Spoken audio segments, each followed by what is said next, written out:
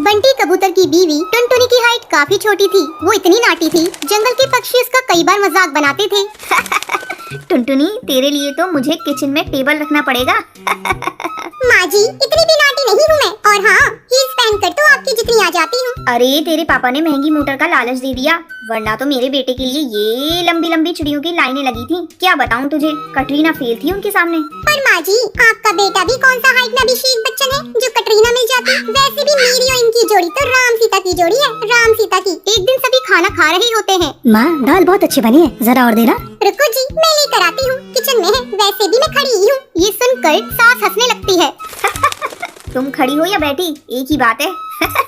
बस कीजिए जी, अभी हील्स नहीं पहनी है मैंने, वैसे भी हील्स पहनती हूँ तो आपके बराबर लगती हूँ। एक दिन टुनटुनी सब्जी लेने बाहर निकलती है तो पड़ोसन कहती है, देखो देखो कितनी नाटी है। रंग तो दिखने में ठीक ठाक था, हाइट भी ठीक ठाक थी, फिर क्या जरूरत थी ऐसी नाटी बहू लाने की। दहेज बहन दहेज, अंधे हो गए थे पैसों के पीछे, अब करे जग हंसाई।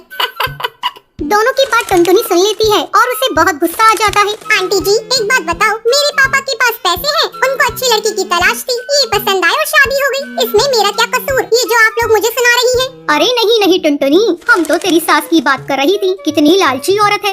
देखिए, वो लालची नहीं है, पर उनके कुछ शौक है जो वो अपने बेटे से पूरा करवाना चाहती है, और देखा जाए तो उसमें उनकी गलती भी क्या है भला। और इन्होंने मुझसे शादी की है तो जरूर कुछ न कुछ अच्छाई नजर आई ही होगी ना। और अब ना मैं आपकी बहू हूँ और ना ही आपके रिश्तेदारों को मुझसे मिलना है। फिर ये बात समझ नहीं आई कि आप इतना परेशान क्यों हो रही हैं। ये बोलकर टुनटुनी वहाँ से निकल जाती है। टुनटुनी, चलो जल्दी से तैयार हो जाओ, हम लोगों को पार्टी में जाना है। टुनटुनी तैयार होकर पार्टी में जाती है, जहाँ बंटी का दोस्त उससे कहता है, अरे बंटी, तू कितना लकी है यार, तेरी बीवी की हाइट इतनी कम है कि तुझे बच्चे की जरूरत ही नहीं, भाभी बच्ची ऐसी है। और बंटी, अगर मेरी बीवी की हाइट इतनी कम हो तो मैं घर से बाहर निकलूं ही नहीं, कहीं फुदक के कहीं चली गई तो लेने के देने पड़ जाएंगे। सभी टुनटुनी पर हंसने लगते हैं। तभी पार्टी की जगह पर आग लग जाती है। अरे भागो यहाँ से, जल्दी भागो।